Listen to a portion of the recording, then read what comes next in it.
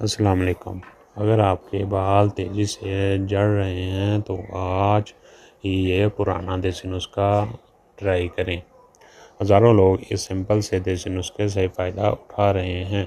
अस्सलाम वालेकुम दोस्तों, आज मैं आपको एक आसान सा देसी नुस्खा बताऊंगा जो बालों को मज़बूत और सेहतमंद बनाने में आपकी मदद कर सकता है।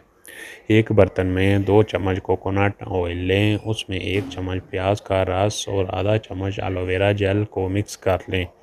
फिर इसको बालों की जड़ों में 5 मिनट मसाज करें। 30 मिनट के बाद किसी अच्छी सी शैम्पू से वॉश कर लें। इस नुस्खे को वीक में 2 बार इस्तेमाल करना है। डेली इस्तेमाल से बाल ज़्यादा हेल्दी और स्ट्रॉन्ग भी हो सकते हैं। ऐसी ज़बरदस्त देसी टिप्स और नुस्खों के लिए हमारे चैनल को सब्सक्राइब ज़रूर करें। शुक्रिया।